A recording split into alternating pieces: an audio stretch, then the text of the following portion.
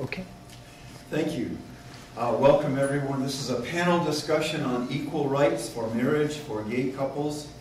And truly we include gay and lesbian and bisexual and transgendered couples. I just have a few opening words for you. And first of all, my name is Steve Aschmann. I'm the minister of the Unitarian-Universalist congregation of Erie. I was blessed with a very nice nomenclature at the Gay Pride rally, and they call me Reverend Rainbow, so I was very happy with that.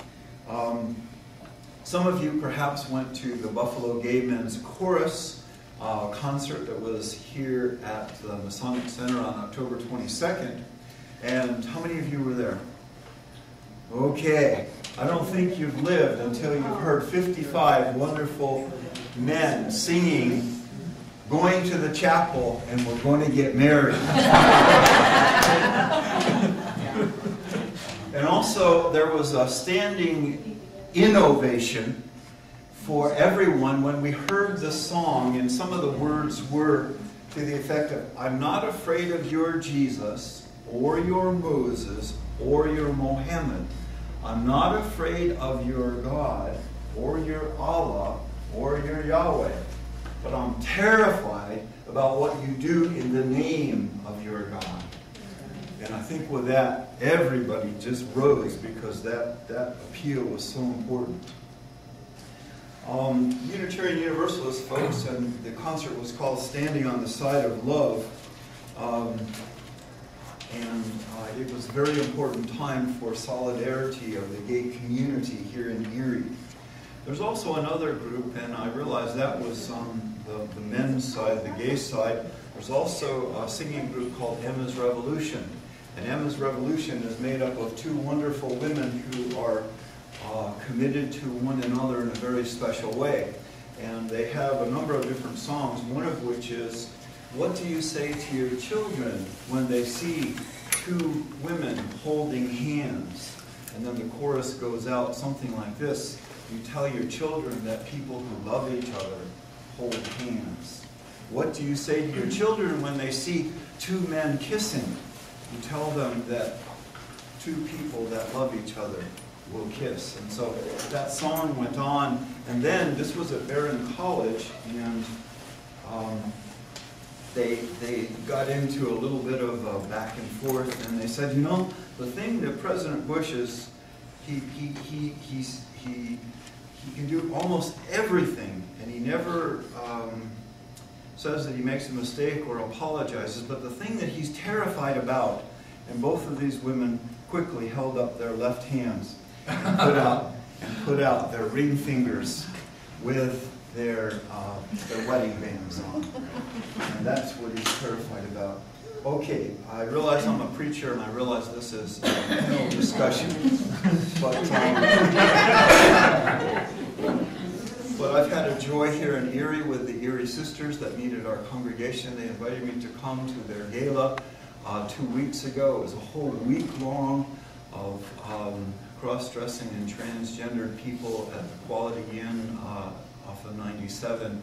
And when I went to meet with them, 70 or 80 of them, it was just an incredibly joyful time. And they came up to me, and some of their spouses came up to me afterwards and said, "We're so glad that you came to share with us that we're more than okay, and that there are people out there that care about us." So that was important.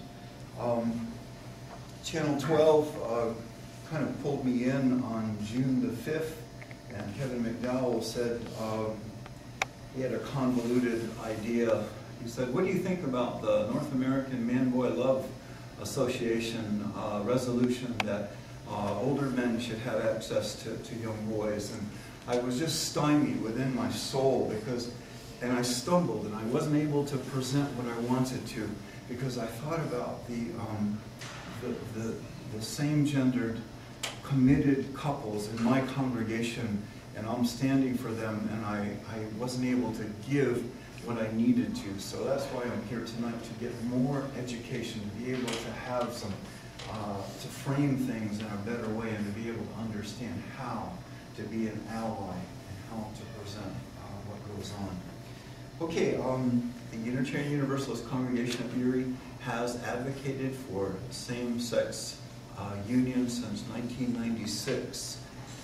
I also have standing in the United Church of Christ, and it was on July the 4th, 2005, that at their General Assembly in Atlanta, Georgia, 80% of the folks wanted to affirm equal rights for marriage, but there was about a 20% minority out of about 2,500 people.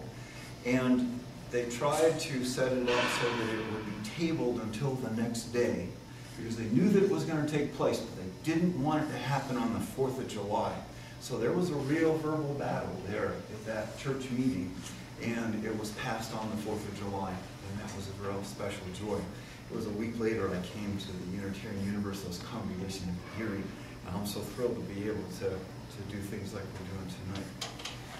Another announcement is that Doris Publc has been one of the most influential people for me in Erie. And I was just sad that I didn't take the invitation to be up here today, but I hope all of you will take time to talk with Doris later, because she is really a person that's put all this together, not only in her own life, but she's able to articulate it as an NPR, the interview that she had. Okay, I'd like to introduce the people now. Is that all right? Good.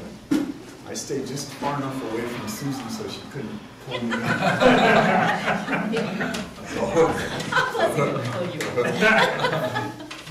Okay, first of all, Susan Woodland is the president of the Northwest Pennsylvania chapter of the National Organization for Women. And I've been very grateful to get to know her in the short time I've been here in Erie. And Dave Martin, I just met tonight, and he's a board member for the Northwestern Pennsylvania chapter of the American Civil Liberties Union. And then I'm going to try real hard, but I'm not going to be able to, Dr. Caillean. Okay, and your last name? McMahon. McMahon, okay. It wasn't down here. Okay, I'm very grateful to get to know you, and I'm looking forward to hear what you're saying. Oh, I'm sorry. Medical Director of Mental Health in Chautauqua County. And author. You're my neighbor. I live in Westfield, 90 West Main Street, Westfield, New York. Yeah. All right, we will talk. In the neighborhood. Okay, I'd like to also share with you Michael Mahler is the co-editor of Erie Gay News, and I've gotten to know Mike over the time. Somebody told me that, well, you're going to be moderating a panel that's going to be preaching to the choir. Well, tonight I want to make sure that we all realize that this choir is made up of a soprano and a tenor and an alto and also a bass. So we want to hear all that you have to share with us tonight. And in order to do that, let's see, I did have a plan. And my plan is that you will have 5 minutes for opening statements. And order of speaking is going to be Dave, and then Caillean, and then Michael, and then Susan is going to end. You'll have 5 minutes in opening statements, and then we'll give you an opportunity to have comments about other people's, what they have spoken, and then